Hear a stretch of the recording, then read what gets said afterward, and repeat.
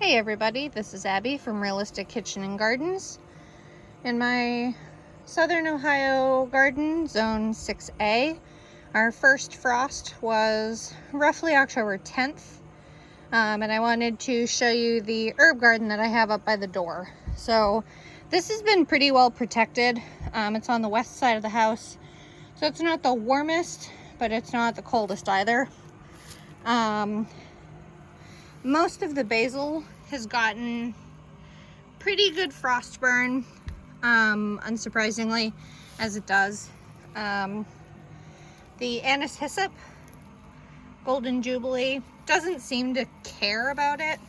And the parsley, there's a branch of Emerald Towers basil that's made it, but the parsley is loving life. This is, I think, overwintering plain parsley that I started from seed in February, transplanted out, and it's been out here right next to the kitchen garden basically. So it's worked out pretty well. Basil wise, this is Emerald Towers, which never flowered, which I'm totally fine with. Lemon basil, lime basil. There was also cinnamon basil, which is basically the same thing as like Thai basil, like it's licoricey, so I won't ever bother growing that again. And this bed originally had dill and cilantro. This is the remnants of the dill, Thalia dill. It lasted a long time, but I mean, all good things come to an end, as they say. And I had actually caught, they're dead now because they got frosted, but these pots are they were just some free plants I got from someone, and two little seeds of basil of some kind sprouted in here a couple days before the first frost we had, and they came up, and then of course they got killed by the frost, but it just made me chuckle. So there's that. We'll head over to, or walk by, the potted herb garden, which looks so bad. I mean, we're basically in the second part of a drought, so these have been watered like just barely enough to keep most of it alive. Ginger, oh, Abby. Ginger mint, which I'm not crazy about. I don't really care if it goes anywhere. The pot of grass is actually supposed to be a pot of peppermint. And then this is my rosemary, which desperately needs watered. That's a 2-year-old plant now that I got as a started plant, and it came with us from the last property. Good King Henry, which is like a spinachy plant, very cold hardy, one of the first things up in the spring. This poor plant was the native variety Major Wheeler native honeysuckle, and it just dried out and couldn't handle the heat here. And this whole pot was living thyme of one variety, and I saved that sprig, so I'll have to repot it to save that one sprig and let it get big again. Chocolate mint, again, I don't really care if it survives or not. Spearmint, which is very leggy because I harvested a ton of it and left kind of the flowering bits. So it looks bad, but it's fine, I promise. Lemon thyme, which I found as a started plant this year. And the second one looks like it's mostly dead. There's one teeny tiny sprig on it alive. Orange yellow thyme I started from seed and it died for whatever reason. And lemon balm that I started from seed last winter. Or this is the second year. However that math works out. This is the second year. And it struggled this year, but I also never uppotted it. So it's carrying along though. It's in the mint family, you can't really kill it. All of the lavender has died. All 6 plants. I don't know if this is baby lavender or what this is, and this is grass. But I don't know if these are baby lavenders or what. So I'm tempted to bring this pot in and see what comes up. White sage that I think I'll get rid of, but it survived. And my oregano that I luckily was able to bring back to life by putting it in a pot and absolutely soaking it. Greek oregano, I've had this plant for probably 3 or 4 years, and this is the first year it's been only in a pot, and it's not happy about it. It went excessively to seed, which it will anyway, but because of it, ooh, maybe that's oregano in those pots. That might be a thing. I guess I could break one and smell it. But excessively gone to seed, more as a survival tactic than anything. Haven't mowed this area yet. Need to get there. I'm also going to show you my raspberries while we're over here. Here are my started onions. They're pretty good sized. I'm pretty happy with them. These are the onions that are going to be overwintering. This is high keeper onion, which is the yellow. This is the shallot. Oh, these are zebrine shallots. I thought I did conservor. And then this is red spring, which had horrible germination compared to the other two. So, you know, we'll poke our head around the corner at the raspberries. These are ever-bearing raspberries that I got from a previous coworker. And this plant is the southernmost, gets the most amount of sun, but it's also the most downhill. So this one fruits first and dies off first. This is the east side of the house. This plant is doing better than the endmost one. But the northernmost canes are the ones doing best, and they're fruiting nicely. These are really the, I'm going to say money makers, but you know, they're just producing best. These two are more in the shade than the sun. I mean, obviously in the, excuse me, in the morning they're full sun. I mean, it's just about 10 now, so they get a good amount of sun. They stay warm. The frost has bothered them a little bit. Like this cane is showing a little bit of frost damage, but I think it's warm enough in this spot that it comes kind of right back. It doesn't consistently get a ton of frost damage compared to what, you know, what something on the north side would get. So we'll head down to the coop. We'll catch some color. Not that I have much, but most of these yellows are hickories. Mostly hickories. There's a little maple on the hill there that lights up orange. Foliage isn't that great this year, I don't think. You'll hear the geese scream as they do because they get excited because I'll bring them dandelion greens, but I don't have dandelion greens for them.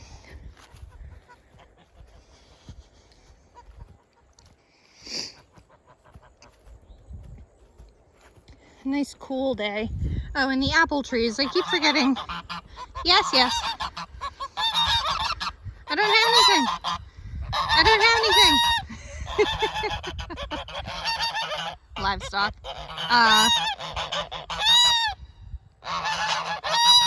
Are you done? Yeah. These are the two Honeycrisp apple trees. The two Honeycrisp apple trees that I planted, they're still there. I need to water them, always. Friggin' geese. They're great alarm animals, but they're kind of a pain in the butt. And they're very hands-off compared to something like chickens. I mean, they can lay eggs, but they won't lay eggs until the spring. So, here we are in the garden. We had a warm week this week, so the brassicas had a nice week of growing. Though some of them have died off a little. I think we had both a frost last week and almost got to the 80s. So, Lincoln shelling peas, long dead.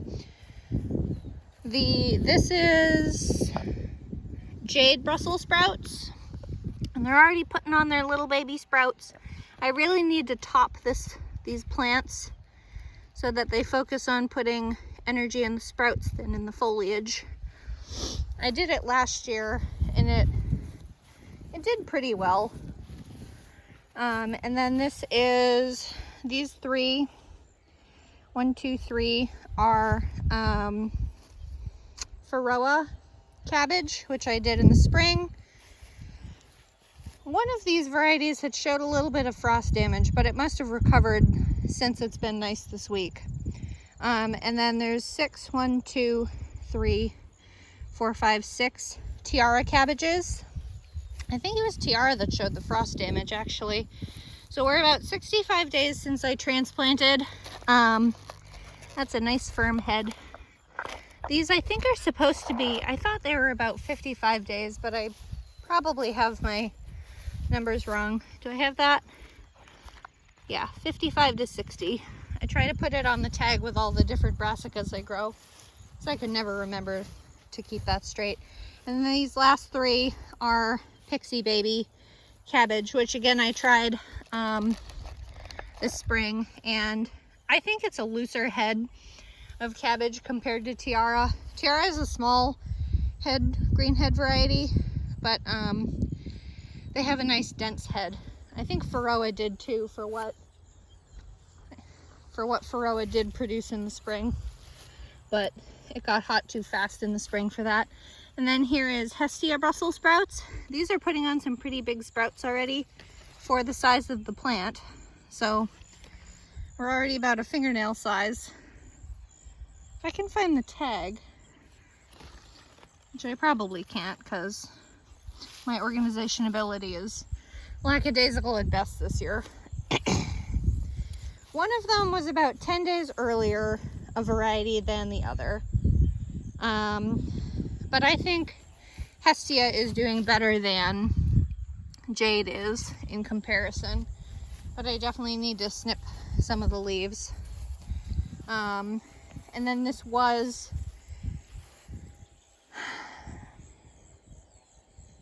that variety name just went right out of my head. I want to say Sangra, but that's a potato. Too long gone. They're peas, they're shelling peas. You can even see the dry pea in that pod there because I left them. I didn't even bother harvesting them. Maybe they'll come back in the spring, haha. And then we have a butter type lettuce. We have a lot of weeds. We have these wild variety, invasive-y, whatevers of allium of some type. There's, I guess, what you would call crabgrass. I have violets blooming in October. But this is a variety of butter lettuce or butter head, butter bib, butter crunch. There I am. And then here's my spinach, the long-stale blooming spinach. Bloomsdale long-standing. God, I keep making up names on this. I've already harvested once, if you saw on my Facebook for supper the other night. This is the first season I've gotten harvestable spinach off my own spinach plants. I usually plant them when it's still too hot, so they just bolt. So nice to see them. Spinach is pretty cold hardy too. This lettuce got frosted and it didn't care. Important to choose when you're doing a fall and winter garden. It's important to choose varieties that are cold hardy, like frost hardy, cold hardy. I will try to come up with some kind of cover for these once it gets consistently colder and frosting all the time, to see how long I can harvest. Well, that I'll try to harvest heads, but the spinach I can leaf pick. We don't eat it that much. It's just one of those nice greens to have. And then here we are with, you're still not heading yet. I have no names in my head this morning. Blue ribbon broccoli from Gurney's, which is a hybrid that's supposed to produce extremely large heads. They're not heading yet. We're definitely at least at 55, which is what this variety is labeled to be. So we're running behind on that. And then, so there's 5 of those. And then there's 5. Yep, here I am. This is 5. And then there's bravado broccoli, which is also supposed to be a heading type, but it doesn't have that nearly as vigorous nature as the hybrid would have. I don't know what my kale's doing this year. You would think kale, of all things called winter landsy, would tolerate a frost, but this looks like it got frosted and killed off. But it is sprouting down at the base. So I don't know if this is just mad about how dry it's been or what. This one looks a little better, but it's also laying down. But don't know how well the kale's gonna do this year. This is weirdly hollow stem. Interesting. Are you starting to head? No. This is the first of, I think, 7 or 8 burgundy sprouting broccoli, which I grew last year, and it is so cold hardy, but they produce little florets. They don't produce a big head. I think I had it as a profile picture last year over winter, and it was lovely. It was so good steamed, nice and sweet. But they're all kind of lodged over and flopped over. Might have been a drought thing, might have been a nutritional thing, pick a thing. And then here we are with cauliflower, which I don't think has started heading yet.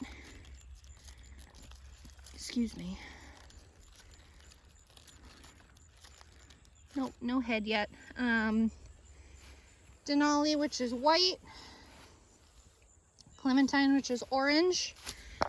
This, I think, is the biggest plant I have. I'm surprised you haven't started heading, because clementine is supposed to be 55 days, which it's not. Again, we're at about 60 some.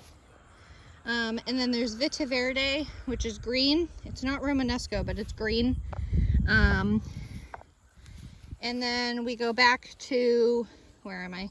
We go back to clementine, and then the last 2 are Denali. And the tags are over here. I don't know how many days Denali is, but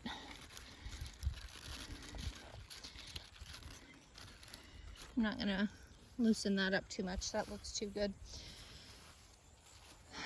Empty row that had the beans. I really need to move these carrot boards over to the other side to get that side mulching. And then this was the row that had spring brassicas, which has been empty for a while. This is purple moon kale, which I should just tear out at this point. This plant is not having a good time. Probably because it's dried out so much and I haven't done anything to it. This was seeded last February, probably. Probably February. Those tags are so long gone, but they're usually transplanted, I think, in March or April at 6 to 8 weeks. But anyway, this purple moon looks a little better, but I think these plants have kind of outlived their ability, or at least need some kind of there's a big hawk in that tree, or it just flew. I don't know where it went. Fertilizer. And then I have something very sharp in my boot. Let me keep talking while I fish this out of my boot. This row was all the tomatoes and peppers, which tomatoes did decently, all things considered. And then the peppers were abysmal. Again, I am convinced it was because of compacted soil, because I didn't do enough to loosen up the soil, which happens when you're when you move to a property in February and need a garden in by March. So that needs either a cover crop or to be covered up with cardboard, because I don't have enough compost to top it now. And then this was my second attempt at potatoes, which did abysmally. I'm going to take the straw off it and put it on the garlic. This was the side that had, oh look, a calendula's coming up through there. Okay. This had tomatillos, calendula as a attempted companion to the tomatillos, but they never sprouted until now. And celery and celeriac, which did pretty poorly because I never watered and we had a drought. So, you know, as it goes. And then this half was the original spring half row of spring carrots, but it will be my overwintering onions. Needs watered, needs a little fertilizer, and needs transplanted, obviously. Maybe a little mulch. You can't tell me that garlic's already sprouting, or those invasive alliums coming up through the hole. They're probably the invasive alliums, though. That's a violet. That's grass. Anyway, here's the garlic. I believe with my official attempted math, it's 270 cloves, and I'm doing 6